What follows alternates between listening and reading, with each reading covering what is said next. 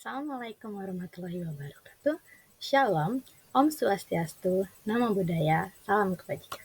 Perkenalkan, nama saya Sofia Dwi Natalia Siombing dari kelas 12 IPA 2. Saya saat ini akan menjelaskan tentang materi saya, yaitu halogen. Nah, yang pertama itu, halogen itu berasal dari kata halos dan genos. Nah, halos ini artinya adalah garam, sedangkan genos ini adalah pembentukan. Jadi secara keseluruhan, halogen itu dapat diartikan sebagai unsur yang menjadi pembentukan garam. Nah, pada saat ini saya akan menjelaskan beberapa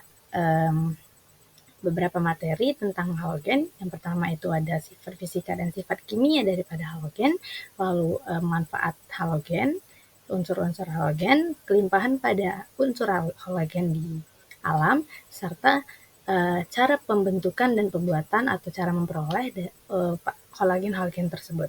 Nah, kita mulai dari yang pertama, itu ada sifat fisika dan sifat kimia. Kita bahas yang pertama adalah sifat fisika. Nah, saya membagi sifat fisika ini menjadi 4. Yang pertama ada struktur, lalu ada wujud, yang ketiga ada warna dan aroma, serta ada kelarutan. Nah, yang pertama itu ada struktur. Struktur ini konfigurasi elektron valensi halogen adalah Ns2, Np5, dan menjadi molekul diatomik atau X2 dalam keadaan bebas, di mana unsur halogen ini adalah unsur yang memiliki satu elektron kekurangan satu elektron, sehingga dia harus mengikat sesamanya untuk menjadi stabil. Nah, berikut itu dapat terdisosiasi menjadi atom-atomnya. Lalu masih menurut strukturnya itu ada kestabilan energi ikatan dari Cl2 ke I2 berkurang. Jadi kan urutan si halogen ini kan F, Cl, Br, I. Nah, itu tuh dari si kestabilan energi ikatan si F ini dia paling kuat, lalu ke Cl itu berkurang, ke Br, ke I itu semakin berkurang, serta energi ikatan itu lebih dari Cl2 lebih besar daripada F2. Nah, berikutnya sifat fisika dari wujud. F2 atau fluor dan Cl2 atau klorin itu berbentuk gas, lalu Br2 berbentuk cair, dan ini dia mudah menguap karena titik didihnya itu rendah, lalu I2 itu dalam bentuk zat padat yang mudah menyublim. Nah, berikut itu sifat fisika menurut warna dan aroma. Fluor itu dia berwarna kuning muda, klor itu berwarna hijau muda, serta brom itu berwarna merah tua dalam keadaan padatan, serta berwarna coklat tua dalam keadaan larutan. Berikutnya ada iodin. Iodin itu dia berwarna hitam dalam bentuk padatan, dia tuh biasanya kotak gitu, setahu yang saya ketahui. Lalu berwarna ungu dalam bentuk gas, dan juga berwarna coklat dalam bentuk larutan. Nah, seluruh unsur halogen ini dia aromanya itu dia menyengat dan menusuk dan dapat merusak organ pernafasan kita kalau dihirup yang berlebihan dan secara langsung.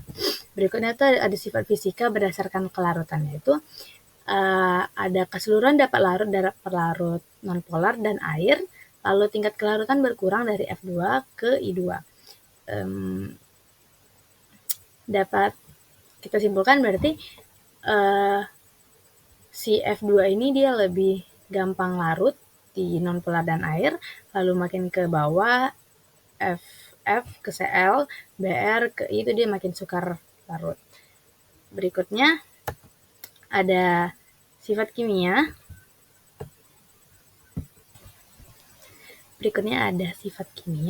Dapat dilihat dalam PPT ini. Yang pertama ada kereaktifannya menurun dari F yang kereaktifannya sangat tinggi menjadi I yang paling rendah. Nah, ini tuh berkaitan dengan afinitas elektronnya. Nah, berikutnya ada daya oksidasinya menurun. Nah, oksidasi dari F ini dia lebih kuat, lalu makin ke I itu dia makin rendah. Dapat dilihat itu adalah E0-nya.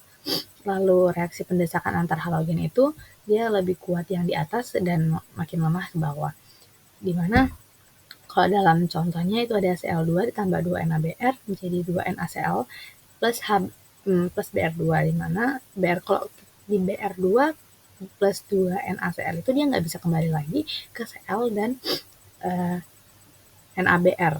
Berikutnya ada mode membentuk ikatan kovalen seperti yang saya bilang sebelumnya, bahwa halogen ini dia bersifat tidak stabil ya, dan dia mudah tuh dia gampang sangat reaktif sehingga dapat membentuk ion, di mana Halogen punya satu elektron yang tidak berpasangan yang menyebabkan halogen mudah membentuk ikatan kovalen. Nah, berikutnya kelimpahan unsur halogen.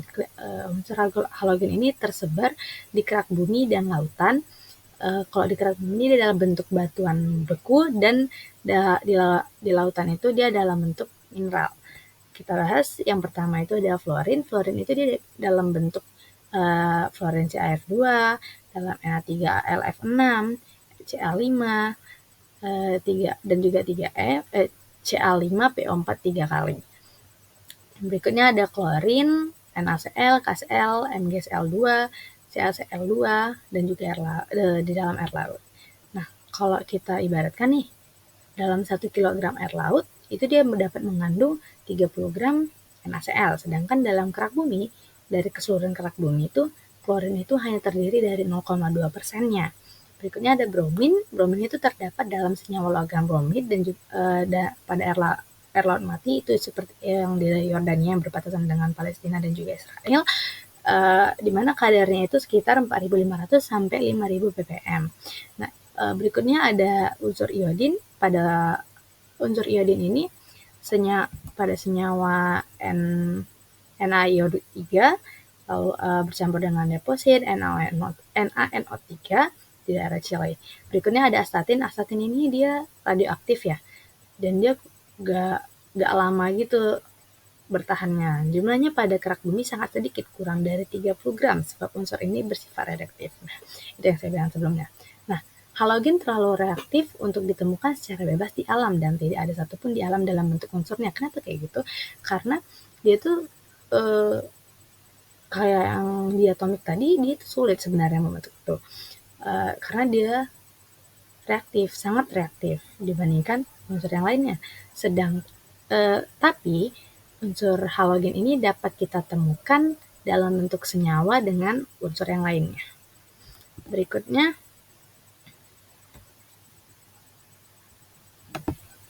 seperti yang saya bilang tadi, halogen itu dapat ditemukan pada kerak bumi dalam bentuk batuan beku. Nah, itu jumlahnya itu seperti yang tertera di PPT. Dan yang di astatin itu, astatin dan tenesia, AS dan TS itu dia tidak ditemukan di alam. Kenapa? Karena ya tadi yang saya sebutkan, karena dia itu tidak bertahan lama. Dan isotop radioaktifnya dengan paruh waktu yang sangat sedikit dan sangat singkat ya.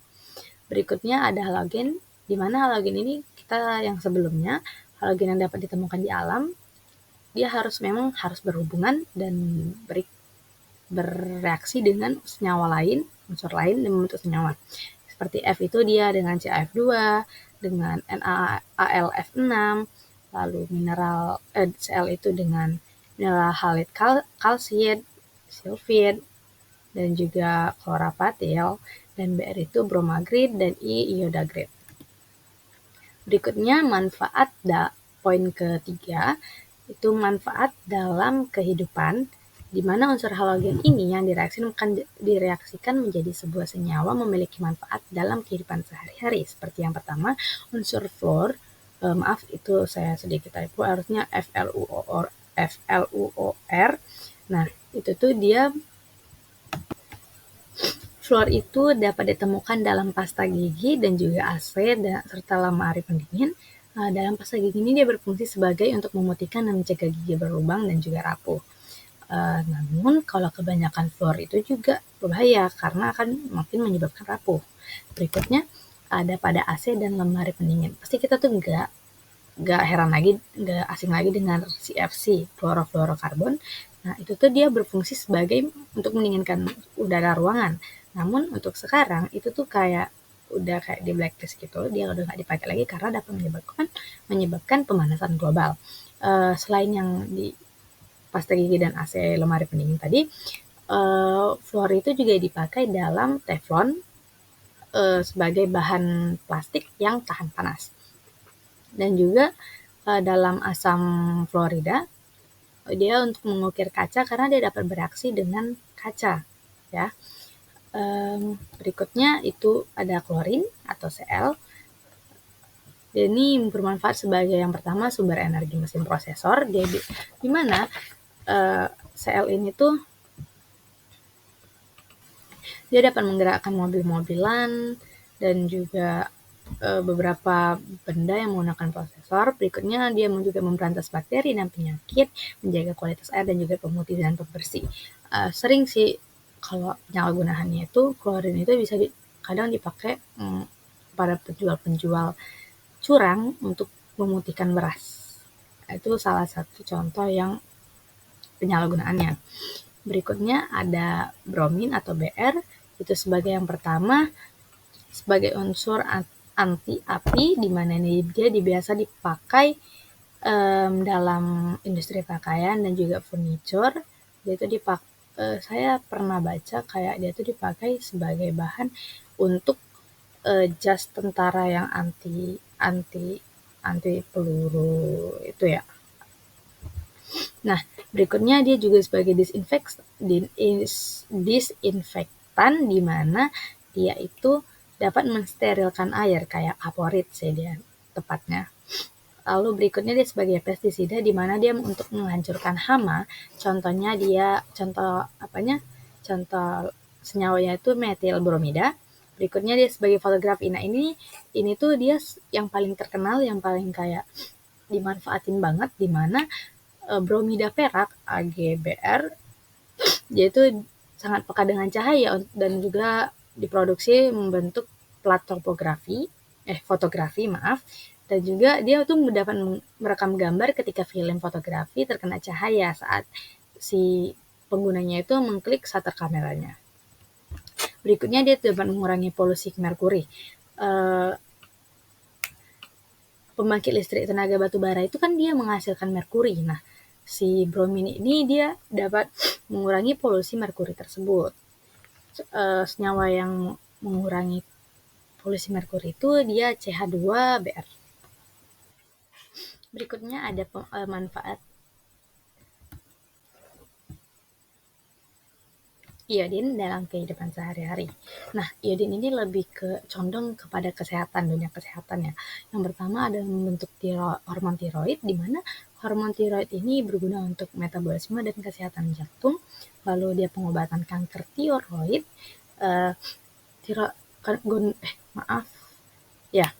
kanker tiroid, di mana ada tiroid yang terlalu aktif di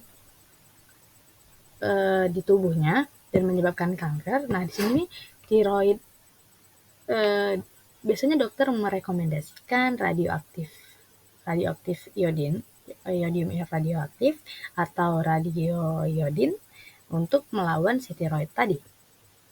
Dan berikutnya ada menurunkan resiko gondok. Nah, gondok ini dikenal karena dia bisa karena kelebihan tiroid atau karena kekurangan tiroid. Tapi di sekarang ini diketahui oleh para ahli bahwa bisa aja gondok ini dikarenakan kekurangan yodium. Nah, KI dan KiO3 disinilah ditambahkan garam dapur, disinilah dia berperan sebagai iodisasi garam yang dapat menurunkan resiko gondok. Berikutnya ada merawat infeksi, di mana iodin ini sebagai obat oles ke luka basah yang baru gitu, di mana kayak goresan gitu aja, jangan sampai luka yang besar. Nah, di sini untuk membunuh kuman, serta saya baca kalau itu tuh dia dapat bersifat membakar jaringan kulit itu. Berikutnya adalah pembuatan atau cara memperoleh unsur halogen. Yang unsur yang pertama itu fluor. Fluor itu dapat ditemukan dengan elektrolisis, di mana dia meleburkan KHF2- dan dapat menghasilkan fluor, di mana KHF2- menjadi K+ dan HF2-, lalu HF2- menjadi H+ dan F2. Lalu didapatlah dari H+ tambah 2 elektron menjadi H2 serta F- menjadi F2 plus 2 elektron, yaitu Berikutnya selesai fluor itu ada klor. Klor ini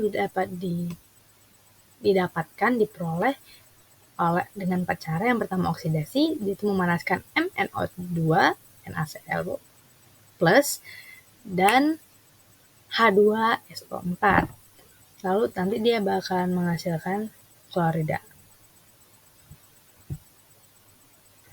Berikutnya dengan cara elektrolisis, di mana dia adalah leburan NaCl menjadi gas keluar di anode. Ini seperti elektrolisis biasa.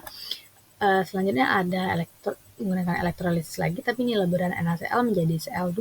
Tadi kan menjadi Cl, gas Cl. Ini menjadi gas Cl2 di anode dan Na di katode. Yang terakhir adalah menggunakan metode elektrolisis, di mana larutan NaCl, kalau tadi kan leburan NaCl, nah ini larutan NaCl menggunakan diafragma menjadi Cl2 di anode dan NaOH di katode. Jadi apa ya, bahasa kuat di katode. Berikutnya bromin atau Br, dia itu hanya bisa didapatkan dengan oksidasi, yang itu mengoksidasikan Cl2 dengan air laut.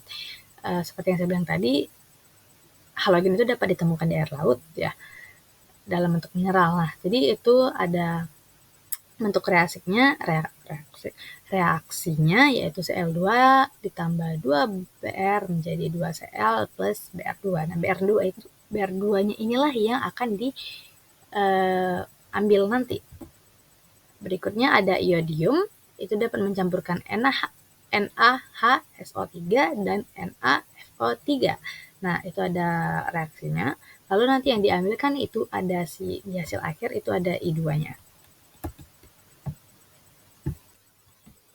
Sebagai catatan, unsur halogen ini nggak bisa langsung ditemukan di alam secara langsung. Jadi dia harus kayak dibuat, ada proses pembuatannya seperti yang tadi, hidrolisis, oksidasi, dan lainnya, agar dapat ditemukan atau